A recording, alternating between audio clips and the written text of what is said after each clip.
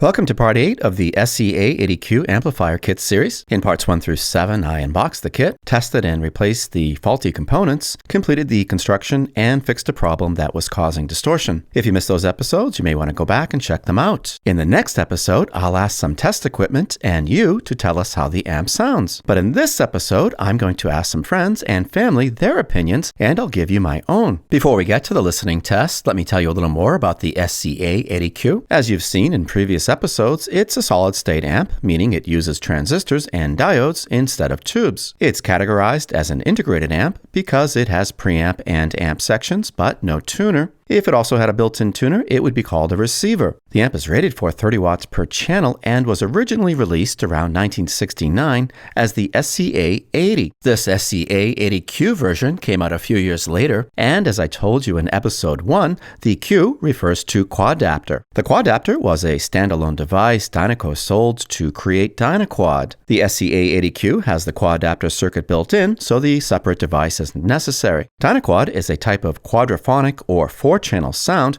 that, instead of relying on discrete rear channel information embedded in the music, creates rear channel information from the left and right stereo signals. And it doesn't just duplicate the left and right channels in the rear, instead it extracts spatial information in these stereo signals that often get buried in the music and directs that information to the rear speakers. Dynaco claimed this results in an increased sense of space or four-dimensional sound. You might think this would require a lot of complexity, but it doesn't. In fact, what separates the SCA80 from the SCA80Q is only the addition of this very simple circuit. It's called the Hafler Circuit after David Hafler, who, along with Ed Laurent, founded Dynaco in 1954. Hobbyists and manufacturers have experimented with the circuit for decades, and I even experimented with it myself as a teenager in the early 80s. It works like this. The left and right front speakers and the positive terminals of the rear speakers are connected to the amp as usual. The negative terminals of the rear speakers, though, are connected to the amp only through a 10 ohm resistor, shunting most of the negative signal. The negatives of the rear speakers are also connected to each other, which results in out-of-phase signals being heard from the back. Out-of-phase signals in stereo recordings, especially those in live performances,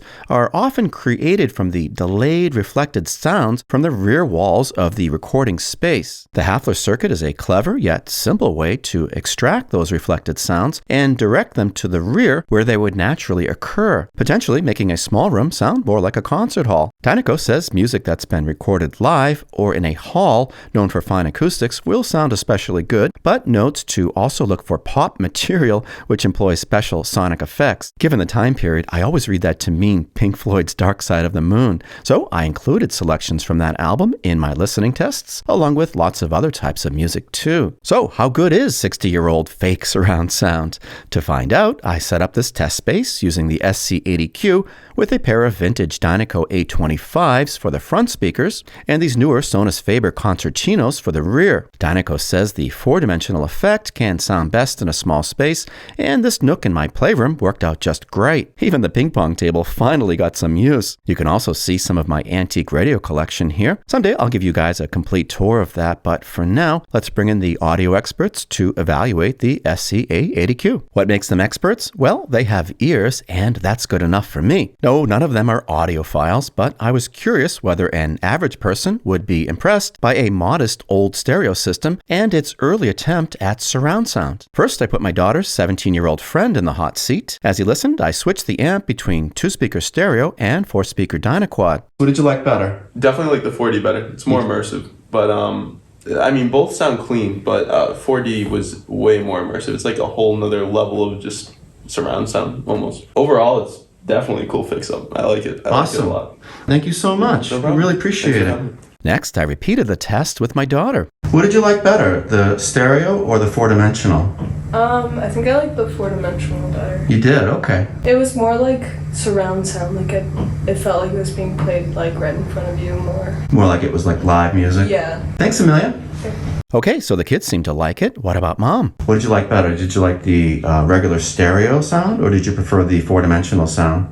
The four-dimensional just had a much richer sound to it than the two. Fantastic. Thank you so much. Thanks.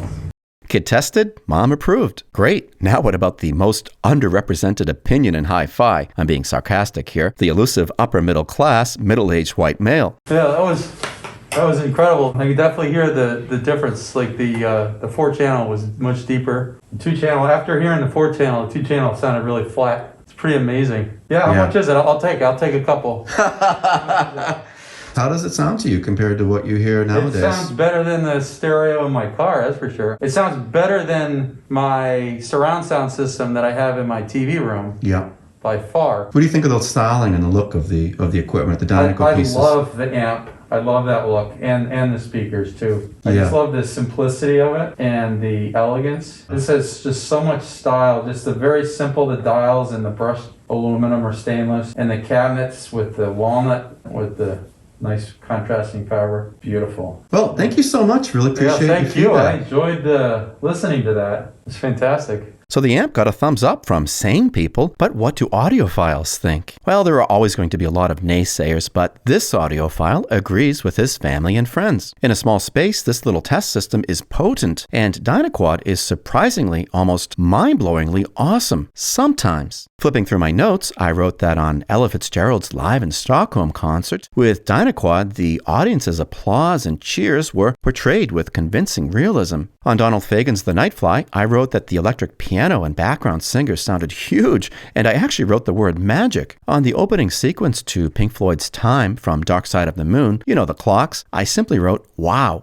Perfect. But I didn't always prefer Dynaquad. On Joe Jackson's On Your Radio from I'm the Man, I wrote, I don't like 4D on this song. Vocals are muddled and some instruments are coming from where they don't belong. The cymbals really bother me. Why did the cymbals bother me so much? Well, this is a basic rock song. Vocalist, drum, bass, guitar. So I'm looking for a realistic presentation of the band in front of me, playing with perhaps only, some echo in the rear. With Dynaquad, instead, I get the drum kit in the front, but with cymbals also coming from behind. And with music like this, it sounds gimmicky and distracting, not at all what hi-fi really should try to achieve. The Hafler Circuit essentially takes the difference between the left and right front speaker signals and sends them to the back. As I explained, this can extract out-of-phase sounds that create a sense of space, but it also takes any sound that is only on one channel and sends that to the back. On Sonny Rollins' recording of What's My Name, for example, his sax is recorded exclusively in the left channel. I wrote that with Dynaquad, the song sounds great, but not right. It's impressive hearing Sonny magically in the left front and rear, but it's also not how a sax really sounds. And that's the thing with Dynaquad. It sounds realistic with live recordings, sounds great with some studio recordings, and sounds just wrong on others. But still, it's a shame that systems based on the Hafler Circuit didn't take off. When used properly and with most recordings, it really can sound much better than basic stereo. Looking at my test setup, you can see one of the reasons it didn't take off, though. Not only did you need to spend more money for rear speakers,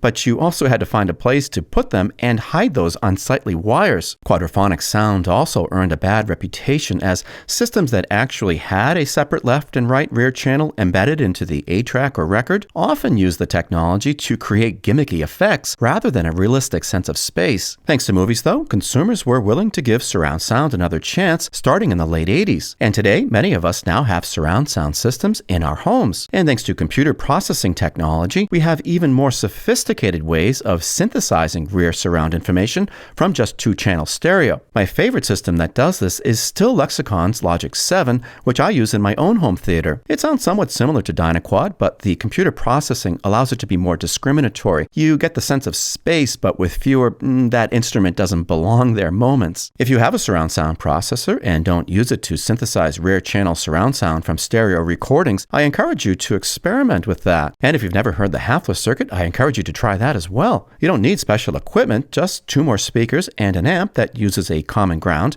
and can deal with the added load. Have you heard Dynaquad or other quadraphonic systems? Let me know your thoughts in the comments. And stay tuned for the next episode. I'll not only bench test the equipment, but I'll also ask you for your opinion on the amp as well. And no, I don't mean I'm going to just record the amp playing through speakers. See you soon.